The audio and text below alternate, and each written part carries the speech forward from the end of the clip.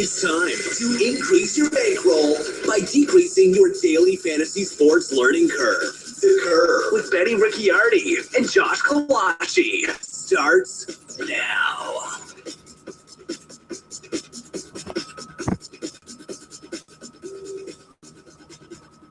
Hey everybody, welcome back to another episode of The Curve here at rotocurve.com.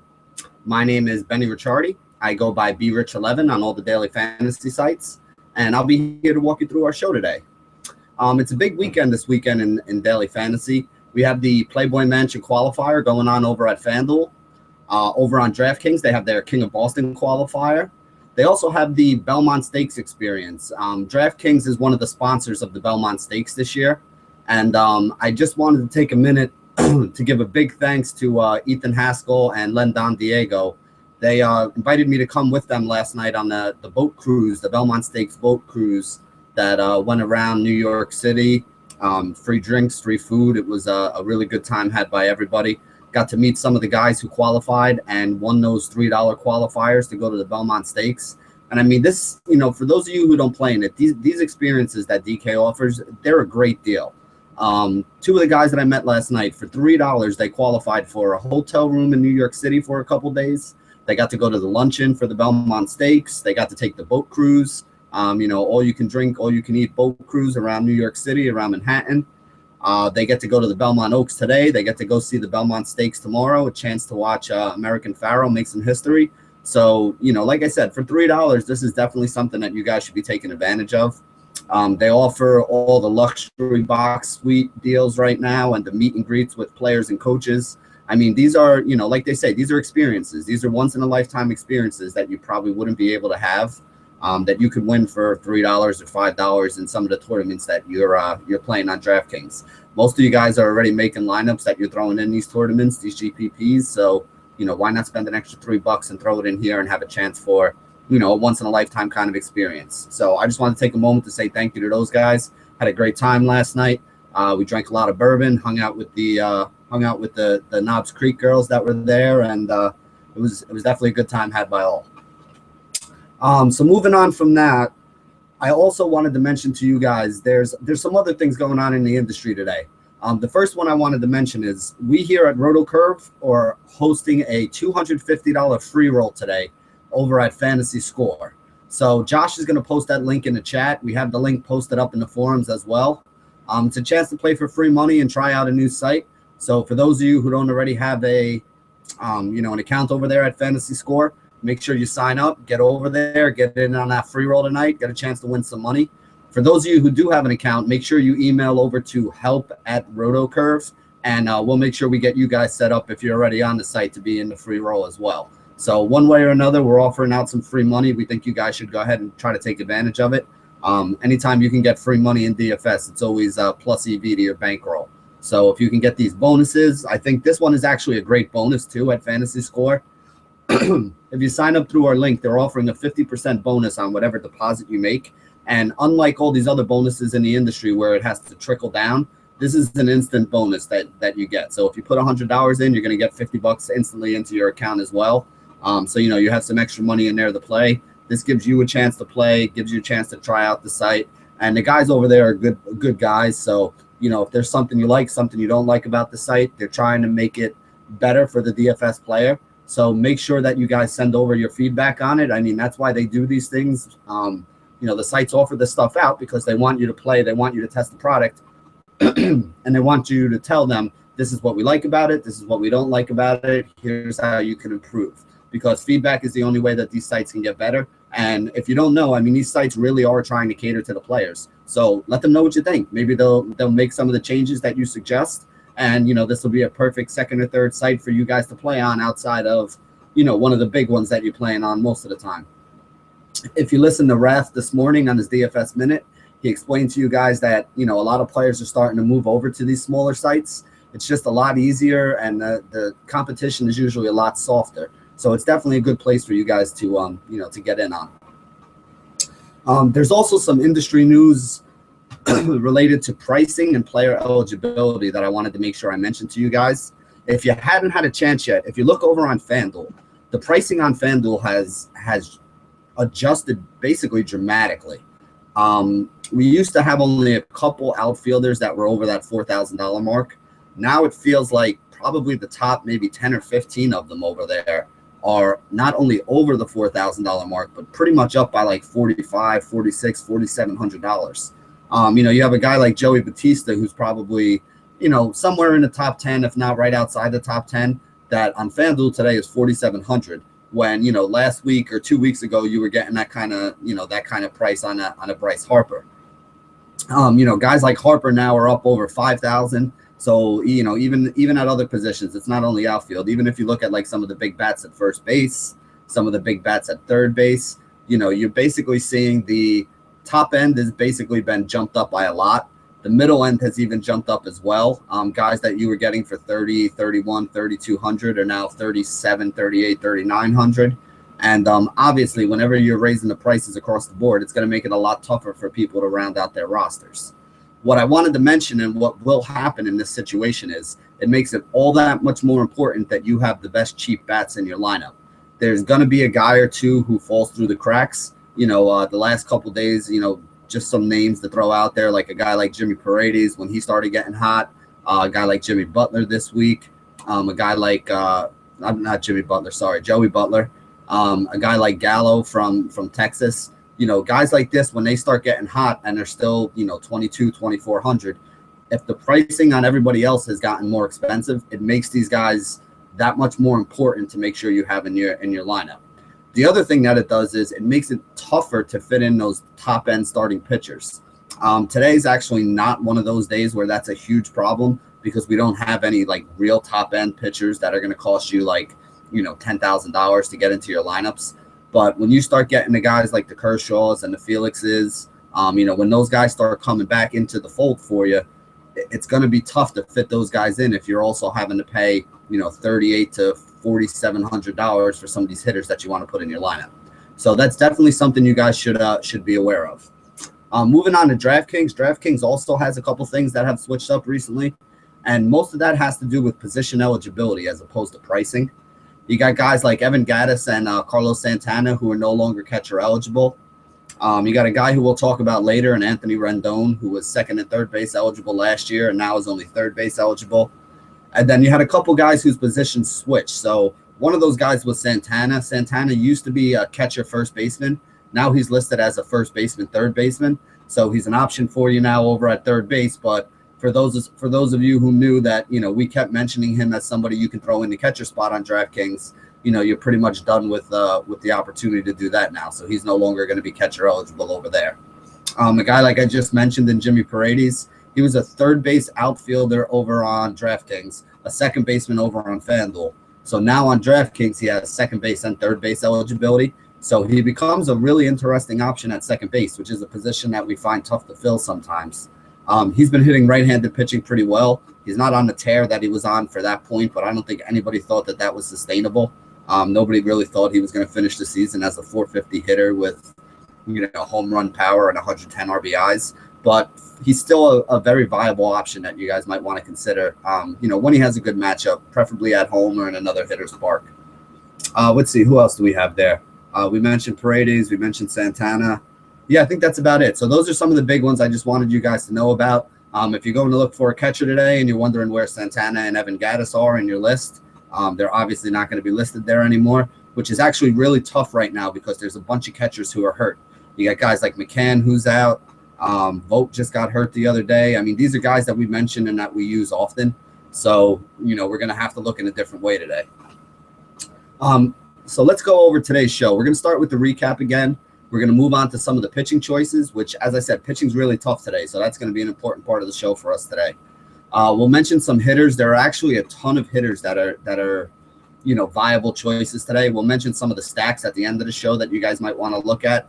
And again, with these hitters and with these stacks, these are guys that, we want to make sure that we can get into our lineups, if we can. And there's a lot of ways that we can go with it today. So you're not going to get too many arguments from me with a lot of different guys. There's a lot of pitchers on the mound that wouldn't mind targeting against. And, you can take pretty much anybody from some of those teams against them because some of these guys are pretty bad. Let's see. Let's go over last night's slate. Despite what people thought, Harvey was actually the highest scoring pitcher, but he wasn't one of the best values because of his price. He did wind up with 29 points over on DraftKings. He was a very solid start. If you used him in your cash games, that was probably the right thing to do. In your tournament rosters, you definitely could have gotten away with going with some of the cheaper options. Excuse me, saving a little bit of money and having basically a little more upside for the price. Let's see, we had Arrieta who had 26. Probably the best value on the day was Rodon, who had 26 as well. We always say this guy's a high strikeout guy. So if he can pitch, not even pitch deep into the game, at the price that he's at, if he just racks up some of those strikeouts and limits the negatives like he did yesterday, he's going to return you really, really nice value, because strikeouts, especially on a site like DraftKings, well, actually on every site, strikeouts are the thing that gives you a solid floor underneath the performances. And at a really low price, if you can get a guy who should have a lot of strikeouts, that gives him a very solid floor, meaning he won't hurt you in cash. And if he does pitch well, get a win, and pitch deep into the game, that's also the kind of upside you need to win a tournament. So Rodon was one of those guys last night. But we had a lot of other pitchers that were good too. I mean, Waka had 23. I think you got 20 out of Bauer. You got almost 20 points out of Erasmo Ramirez. I mean, basically everybody but Gio Gonzalez last night would have been a solid start that you could have built, some winning 50-50 and winning tournament rosters around. So pitching yesterday, despite what we thought about how it was being a pretty bad slate, everybody kind of put in a pretty decent performance. So nobody really hurt you, but you also didn't have any of those big 40, 45 point performances. The Lance McCullers coming out of nowhere the other day and throwing like basically an ace type game. Nothing like that really happened. Rodon was probably the closest one to that. So he was the cheap guy that you wanted if you were trying to fit in some expensive bats. Speaking of the bats yesterday, John Mayberry, 31 DraftKings points. He was the big stud on the day. If you look at the top rosters in the Moonshot or the top rosters in any of the tournaments that DraftKings is offering right now, just about all the rosters in the top 10 had Mayberry and his 31 points. When you get a cheapish option that can put up that kind of, that puts up that kind of number, he's going to be somebody who helps buoy a lot of rosters. So Mayberry was definitely somebody you wanted yesterday. Brandon Phillips at second base had 22, but there were also a lot of studs yesterday who wound up in the high teens. Let's see, we had Brandon Moss, we had Joey Butler, we had Delino DeShields, Colton Wong, Matt Carpenter, we had Johnny Peralta, we had guys like Kipnis, Lake, Santana. I mean, all these guys finished with double-digit DraftKings points. All these guys were useful starts on DraftKings. They were useful starts on FanDuel. 3, 4, 5 points, so basically paying off their salary for you. If you had all these guys in cash games, you definitely did well. If you had them in some of the tournaments, you probably did well too. These were a lot of the names that we saw on most of the top rosters on DraftKings and FanDuel last night. So that pretty much sums that all up. We talked about the position eligibility switches, so that's some things I want you guys to make sure you realize. Also, the pricing increases. So today is going to be a pretty difficult day. Moving on to talk about weather. There's 2 games with weather today, and they're both important for different reasons.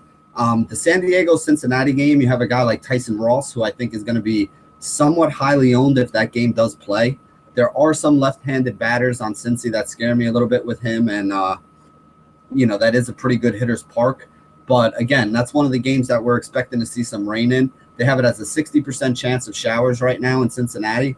So just be careful. That's one of those games, like we said the other day, be mindful of it. If you're playing on a site where you can't late swap, be mindful of it. In your cash games, especially for GPPs, if you want to throw in a $1 or $2 bullet to have some exposure, think low owned, that's probably the way to hedge against your cash game exposure. The biggest potential weather issue though is going to be that Miami-Colorado game. You guys know every time there's a game in Coors, you got to respect the fact that there's a game in Coors. You got to look at both teams. And especially in a case like today where both pitchers are pretty bad. If you have 2 bad pitchers in Coors Field, that kind of puts both lineups in play. I mean, you can use guys on either side of this game, and you'll probably get no arguments from me. Now, the problem here is we also have a potential rain situation. So, again, the way that I said to play it is the way that, we could play it last week. It actually worked out pretty well for me. I did not have a great cash game day that day when they did play that LA Dodger-Colorado game late. I faded them all in cash, so I was in the money in some. I wound up losing a bunch of those to people who had, Jacques Peterson and Gonzalez and Tulo and stuff like that. But by throwing in a $2 bullet in the in a couple of the tournaments on both FanDuel and DraftKings, I was able to recoup some of that money and pretty much end the day with close to even. So that is the way that I like to play it when there's a big situation like that. Obviously, like I said, the other thing you can do is if it's a later start game, make sure that you leave yourself some options over on DraftKings so you can go in and late swap. If it looks like the game is going to play, then you can leave those guys in your lineup. And if not, you still have a couple other games where you can come off of those guys and go to some of the other guys that you might be interested in. If there are guys playing at the 7 o'clock game you think you need, put them in your lineup, round it out with guys that are playing late, and then you have an extra hour or so to see how things pan out before you have to, make your final decisions on your roster there. Moving on to the Vegas lines today. Obviously, that Miami-Colorado game being in Coors Field is going to be the highest scoring one. It's 10.5 on the Vegas line right now. Again, the weather is going to be an issue. If it looks like the game's going to play, though, you really can't fade Coors Field. You can't fade a 10.5 run game. You can't fade two bad pitchers. It's just not something that's going to be good for your bankroll in cash or in tournaments. Moving on from there, there were two other games where we have 9-run totals. The first one is Houston and Toronto. That's a game up in the Rogers Center. Two, run-of-the-mill pitchers. You got Fausto Roberto Hernandez Carmona going up against Aaron Sanchez. Neither one of these guys is lights out. Neither one of these guys should be able to shut down the other offense. And I think you're going to see a couple home runs here. Rogers Center is a good home run park. Houston and Toronto are both very good home run hitting teams. The splits matchup for a lot of these guys is not ideal. But still, in that park against two bad pitchers, I think you're going to see a couple long balls today. The one that I think is flying a little more under the radar is the Mets against Arizona. Arizona is a pretty sneaky hitter's park. People kind of don't think of it the same way they think of some of the other hitter's parks. But if you look at the numbers, it's actually been yielding some pretty good results. Neither one of these two pitchers is all that good. You have a matchup between John Neese and Jeremy Hellickson. So both guys are guys who have been getting lit up. I know Neese in his last 4 games, I think, has like 5.6 DraftKings points total. He had a -10 one game. He had like a 3 another game, a 4 another game, and then I think a 7 or 8 was like his highest score. So he's been giving up 4 or 5 runs in each one of these games. Definitely a guy who I think you can target against. A lot of good right-handed bats on that Arizona team that you can take against them. So, this is a game I think you might want some exposure to as well. I kind of feel like Hellickson could get a cheap win here, but I still don't like him enough to actually use him. But I do think that Mets lineup is a little bit beat up. So I would definitely think that, Arizona has a good chance to win this game. There's only really 2 big pitching favorites. Everybody else is kind of in the -125 range or below. The 2 guys that you really want to, well, not even that you really want to look at, but the 2 guys that Vegas likes the most for a win, Volquez and Tim Lincecum today. So I think I'm going to agree on Volquez. Lincecum, I don't know. I have a little bit of pause with Lincecum. He doesn't pitch as well on the road, and he's going into Philly, which is a pretty good hitter's park. Give up a lot of home runs in Philly. Phillies don't really smash home runs. They don't really have a power hitting team. But Lincecum has been getting roughed up on the road. He's been very good at home, very bad on the road. So I definitely think that that's somebody I'm going to be staying away from. Getting into pitchers, though, my top pitching option on the day is easily Jake Odorizzi. He's got the best combination of price and matchup amongst all the pitchers on the slate. The Mariners are second last in batting average against right-handed pitching, and they have the 3rd highest strikeout percentage at 23.5%. So the league average is probably around 20% on strikeouts against right-handed pitching. So they're basically 15% above league average. The only 2 teams that are worse are the Cubs and the Astros, who are 2 teams that we always tell you to target against because of the high strikeout rates that they have. So Seattle is 3rd on that list behind those 2 teams. So again, like we had said the other day, there are certain things that by this point in the season should pop out at you. Right-handed pitchers against the Cubs, right-handed pitchers against the Astros, right-handed pitchers against Seattle.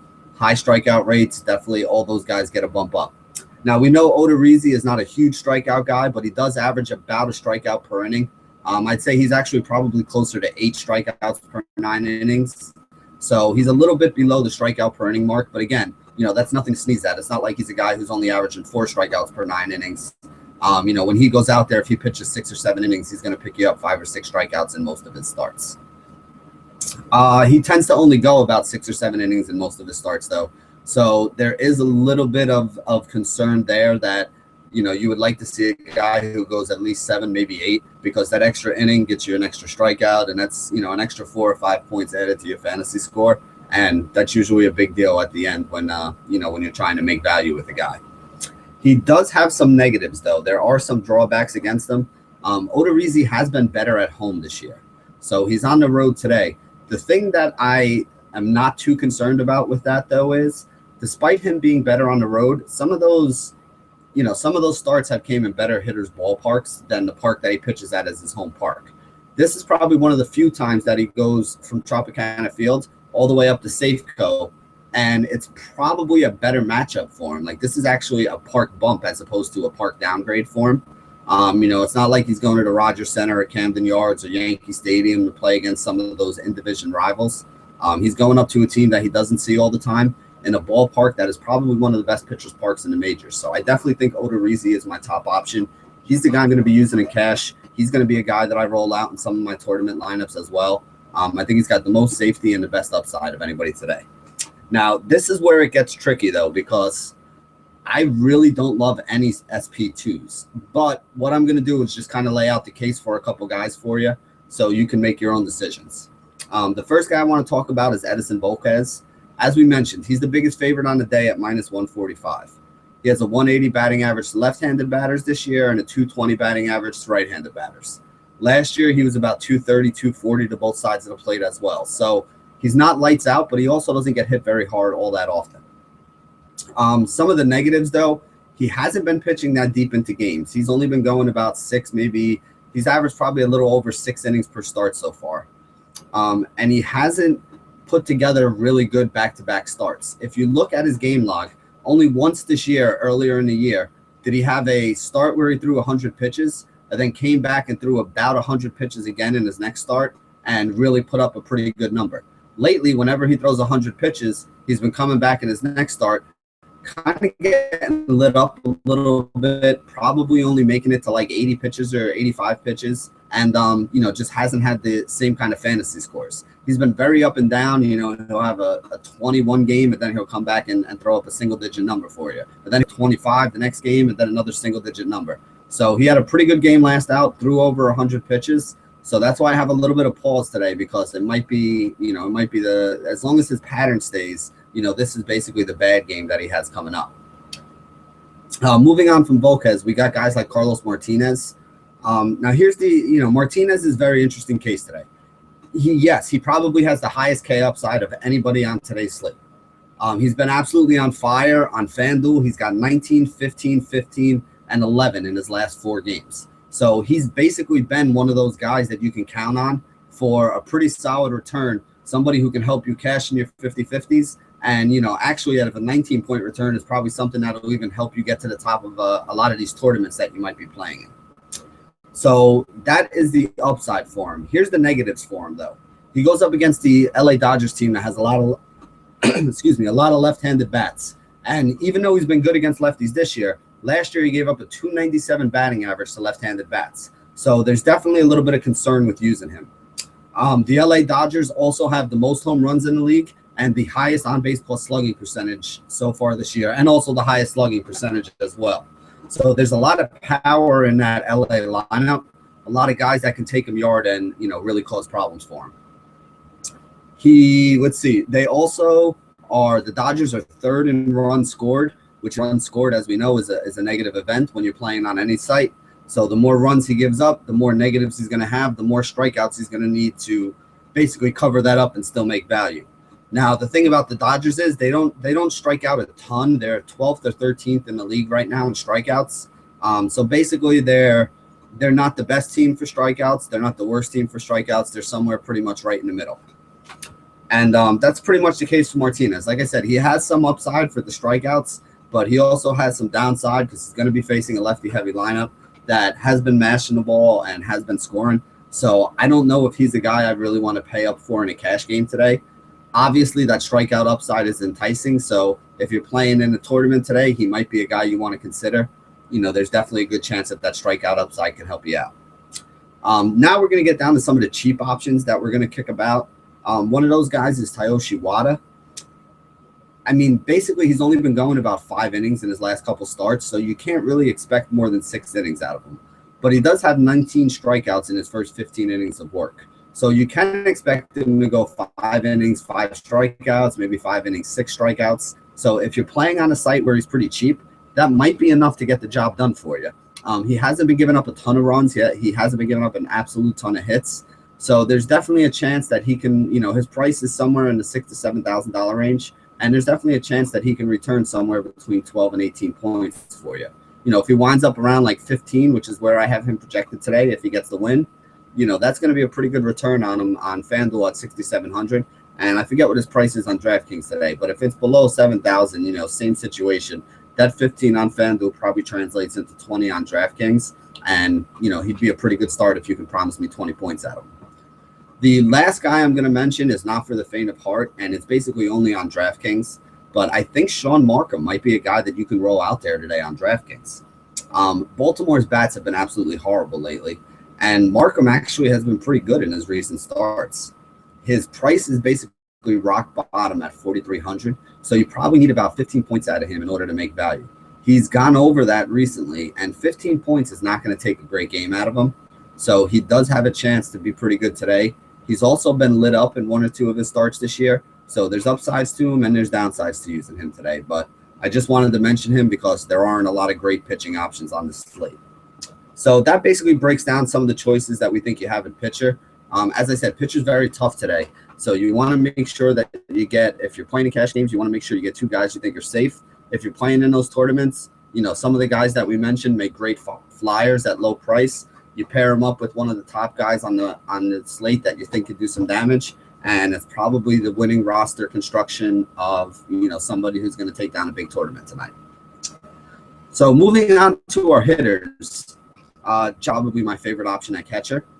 He's only 2,800, so he stands out when you're looking at catchers over on FanDuel today. And again, as I mentioned, you got injuries to guys like Stephen Vogt, Victor Martinez, Brian McCann, Wilson Ramos. If you're going to have 4 guys like that who are on the DL, those are 4 guys who we've mentioned on this show before, and 4 guys who I always look at when they're in the right matchup, when I'm trying to make a DFS lineup. A lot of those guys are also a tier below the top tier guys, so it kind of gives you a little bit of a price break as well. Now, anybody who played DFS last year remembers that Jonathan Lucroy is a guy who was basically one of the highest priced catchers on whatever site you were playing. I think there was even a run of about a month or so where he was the highest priced catcher every day on DraftKings, even above guys like a Buster Posey and some of those other guys. So he's definitely somebody that's in play. If you haven't heard his name much lately, it's because he's been injured. He only came back about a week or 2 ago, and he's been still getting himself back into the swing of things. But with guys like Ryan Braun being out, he's going to find himself more likely than not in the 3 or 4 hole in that lineup, which gives him a chance to drive in some runs, gives him a chance to get driven in, and also gives him a chance for multiple hits. So all those things, I think, make Lucroy one of the better plays today. The guy who I like if you can afford to spend up is Buster Posey. He gets a really good matchup with Jerome Williams. Posey hits right-handed pitching pretty well. And the kicker for me is that this game takes place in Philadelphia. Philadelphia is a great hitter's park, a place where you can hit a lot of home runs out of. And again, Posey's still batting in the middle of that order. He's still hitting pretty well. He's still getting a chance to drive in runs. He's still getting a chance to score runs. And he's still been picking up multiple hits in the last couple starts that he's had. Moving on to first base, there are a ton of options at first base today. So I'm going to give you some different tiered level options, meaning, an expensive guy, a medium guy, and a low-cost guy, stuff that I think you can use to fill out your rosters. My favorite expensive guy where I'm paying up at first base is definitely Paul Goldschmidt. Goldie has a good matchup at home, goes up against John Neese, who's a left-hander. Goldie hit 348 against left-handers so far this year, and I think it was 386 last year against left-handed pitching. So this guy can smash lefties. He hits well at home, and he gets a matchup against John Neese, who's been struggling lately, as we mentioned earlier. Another guy I think you can use at first base is Mark Teixeira. Basically, anybody who's being honest with themselves has to say you don't use Teixeira enough. Now, I am one of those people, and I'm actually a Yankees fan. Now, I don't like Teixeira as much for cash games because he is very boom or bust up and down. But, this guy has 16 home runs. So, basically, he's only 2 home runs behind Bryce Harper And I see everybody singing Bryce Harper's praises over on Twitter, over on Twitter, and over on Facebook. But at the same point in time, you're getting a guy who plays a tougher to fill first base position and has been producing, basically the same kind of power numbers for cheaper. So today,